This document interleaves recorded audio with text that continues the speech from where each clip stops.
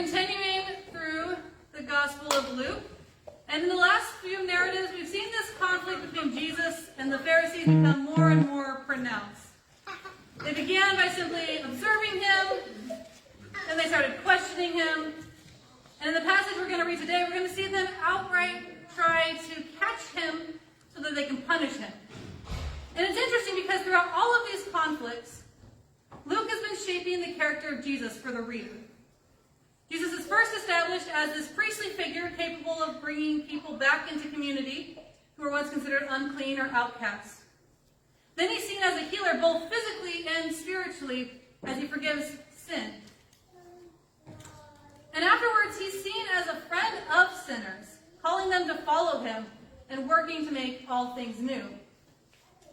And so today in Luke chapter 6, we're going to see that Luke is going to take all of these different characteristics, these little different things that have been defining Jesus, he's going to take them all together to set up who Jesus is and what Jesus' mission is on the earth. He's going to reveal the full nature of God through Jesus Christ.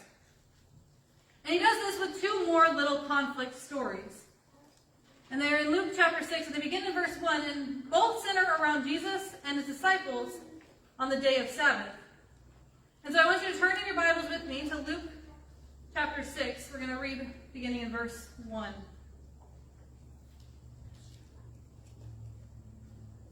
One Sabbath, Jesus was going through the grain fields, and his disciples began to pick some heads of grain, rub them in their hands, and eat the kernels. Some of the Pharisees asked, "Why are you doing what is unlawful on the Sabbath?" Jesus answered them, Have you never read that David, when he and his companions were hungry, he entered the house of God, and taking the consecrated bread, he ate what is lawful only for priests to eat. And he also gave some to his companions. Then Jesus said to them, The Son of Man is Lord of the Sabbath. On another Sabbath, he went into the synagogue and was teaching, and a man was there whose right hand was shriveled. The Pharisees and the teachers of the law were looking for a reason to accuse Jesus, so they watched him closely to see if he would heal on the Sabbath. But Jesus knew what they were thinking and said to the man with the shriveled hand, Get up and stand in front of everyone. So he got up and he stood there. Then Jesus said to them, I ask you, which is lawful to do on the Sabbath? To do good or to do evil? To save life or to destroy it? He looked around at them all and then said to the man, Stretch out your hand. He did so, and his hand was completely restored. But the Pharisees and the teachers of the law were furious and began to discuss with one another what they might do to Jesus. This is the word of the Lord. Thanks be to God. So here we have two simple, short stories about Jesus and his disciples doing things that, once again, make the Pharisees angry. But interestingly enough, they get angry over things that seem less problematic religiously than what he's already done. I mean, if I was a Pharisee really focused on following what I thought was God's law, totally consumed with what I thought God wanted, I think I would have been more angry about Jesus declaring his authority to forgive sins, aligning himself with God, than I would about eating some wheat and healing a man. But while the story where Jesus forgave the man's sins leads them to question if Jesus had committed blasphemy, these two stories about the Sabbath leave the Pharisees murderous and out to get Jesus by any means possible. And so it's important to look more closely at what's happening in this text to fully understand what leads the Pharisees to this conclusion that they need to destroy Jesus, and to help us grasp exactly how Luke is defining Jesus' character through them. So let's look at the first Sabbath conflict of the two. Here we have Jesus' disciples just walking through a grain field on the Sabbath, picking some grain, rubbing the heads in their hands and eating the kernels. I don't know much about grain, but I would imagine kernels of wheat are not the ideal food source. And if any other means of food had been available to them, they probably wouldn't have been there in the first place. And so here we find Jesus' disciples are hungry, desperate for something to eat, and eating the only thing that's available to them. And here enter the Pharisees. They don't care about the disciples' hunger. All they care about is that they're breaking the law. For in the Old Testament, working on the Sabbath was considered unlawful, and over the years, that law had been developed to understand that reaping and threshing one's harvest was considered work. Ironically, harvesting was actually allowed thanks to a passage in Deuteronomy, so the disciples didn't actually break the law by picking the heads of grain.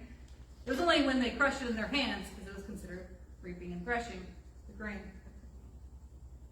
And so they questioned accusingly the disciples, saying they've broken the law by eating these grains from the wheat. But instead of answering their question outright, why are they sinning, Jesus calls their attention to the story of one of the Jewish heroes. An obscure story about King David. You see, in 1 Samuel chapter 21, we get this kind of bizarre story that we don't really think about very often when we think about King David. But it happens right after David first goes on a run from King Saul, who has officially decided he needs to kill him. He didn't have any food or possessions or even a weapon at this point, and so he seeks the aid of the priest of Nob. But he doesn't tell the priest that he's on the run. He simply says, "I'm hungry. Do you have anything to eat?" The priest doesn't have any normal food, but he does have the holy bread that was meant only for priests to eat. And he decides to give it to David because David is desperate for food. And at the same time, he actually gives him the sword that David had used prior to kill Goliath. And so David goes on his way, now equipped to deal with the fact that he is on the run for his life from the man who was his father-in-law and also his leader. And so a few verses later, we find Saul in Nob himself, realizing that the priest had aided David. And his response to the fact that the priest had given David some bread and a sword is that he orders his men to kill the priest and all of the family members of the priest, because he believed they were conspiring against him. And the priest even confesses that he knew nothing about David fleeing and that he had assumed that David was there on a king's errand. But Saul doesn't care. He executes them anyways. Or he orders to execute them anyways. But to the credit of Saul's men, they refuse. They know that Saul is in the wrong. And so Saul gets this man who's not an Israelite named Doeg to kill them instead. And so Saul, out of his anger and his vengeance, kills the priest and all of his family because they had aided David. And it's this story, this bizarre, random little note of David's history that Jesus calls the Pharisees to in response to their question about breaking the law by picking and crushing the kernels. And interestingly enough, the passage that he calls them to has nothing to do with the Sabbath. Jesus isn't referring to that, but rather the passage talks about putting the needs of people above the letter of the law. David was not a priest and therefore was technically breaking the law by eating the sacred bread. However, if he had not been given the bread to eat, he would have starved. And the Jews, in their love of the hero David, had accepted that this course of action was acceptable because it was done out of necessity to keep David alive. And it is to this acceptance of this bending of the law to save human life that Jesus appeals. If David was able to do what was unlawful in order to save human life and meet human needs, so too could Jesus' disciples, who were also hungry with no food sources available. Not only does Jesus thwart the Pharisees' accusation by comparing his disciples' actions to those of David and his companions, but he also subtly sets up a parallel between Saul and the man Doeg who killed the priest and the Pharisees. Saul had valued his power and his vengeance above compassion, and had slaughtered an entire line of priests simply out of spite. And the conclusion of Jesus' comparison is that if the Pharisees are going to press the issue that what the disciples are doing is unlawful because they have such a desire to rid themselves of Jesus, they show no compassion for the hungry men, which makes them no better than Saul and Doeg, the villains of this hero story of their text. And then Jesus makes a claim that definitely doesn't help the Pharisees like him anymore. He says, "The Son of Man is Lord of the Sabbath." In this claim, Jesus is setting up a new way for the Sabbath to be observed. The Sabbath had been a time set up for celebration, remembering God's work of creating all things. And it was also a time to show compassion to those who were the working class by giving the servants and work animals a break. But over the years, it had become about following a crazy amount of rules that included just how far a person could walk before they broke the law. as we mentioned before, it defined exactly what work was so that you could pick the grains of wheat, but you couldn't crush them in your hands. And so Jesus is saying that he, as the embodiment of God's love and compassion, is the ruler by which one should observe the Sabbath, rather than this list of laws the Pharisees had clung to.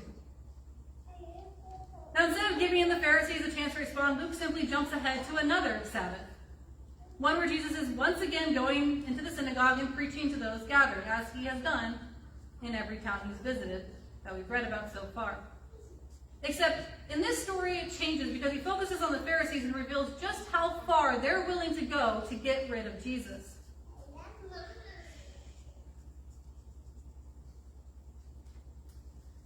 See, there's a man there who has an obvious, painful ailment that needs healing.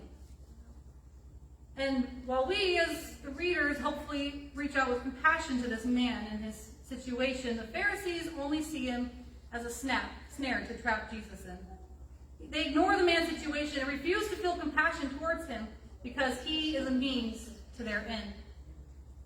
And I can imagine them just sitting there, watching and waiting as they see this man with a shriveled hand walk towards Jesus, waiting for Jesus to notice him.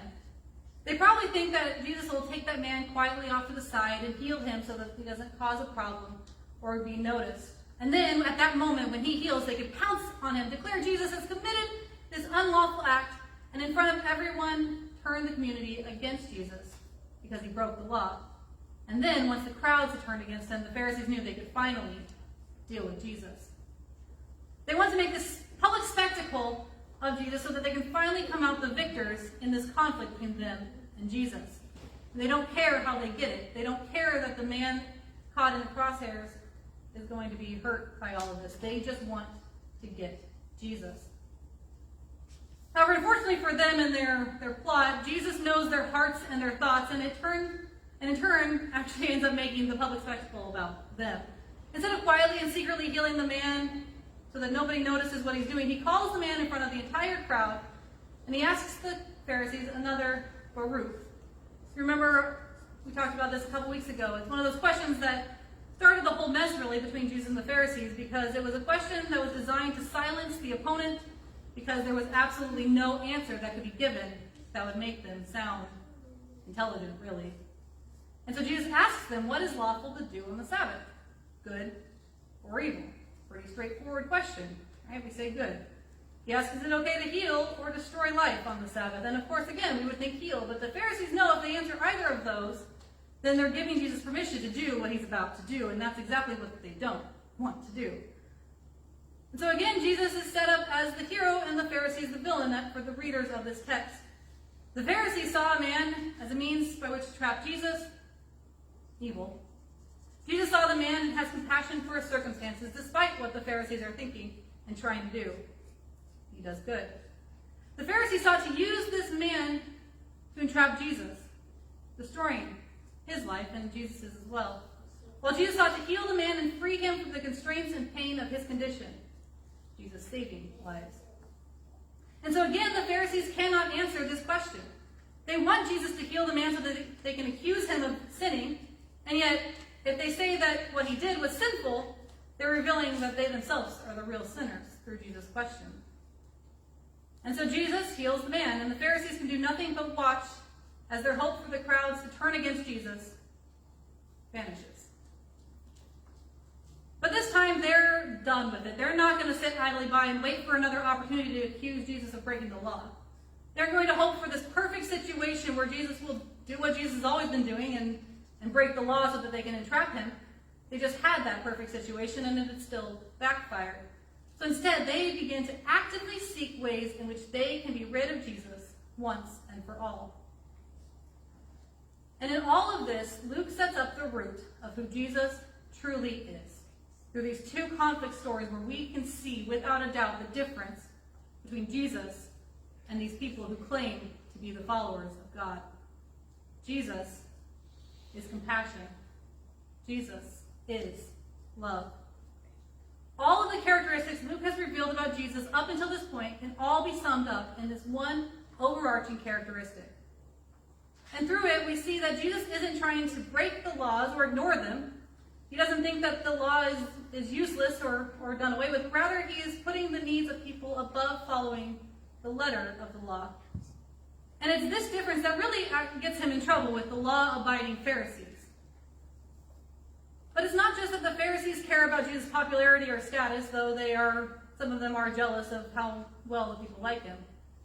Instead, they're afraid of what Jesus' compassionate approach would mean for them and their culture.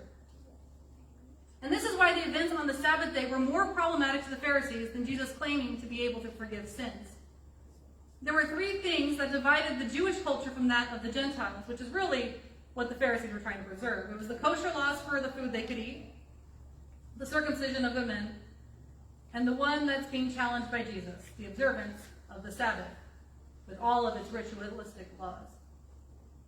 By Jesus' compassionate approach to the law, he's blurring those barriers between Jew and Gentile, and the Pharisees are worried that their way of life is going to be challenged, and that their distinction as the people of God was going to be lessened. They were so worried about being the people of God that they weren't actually behaving as God's people. They had put cultural preservation and their holier-than-thou distinction above living into God's true nature, the God of love and compassion. And Jesus was there challenging all of this.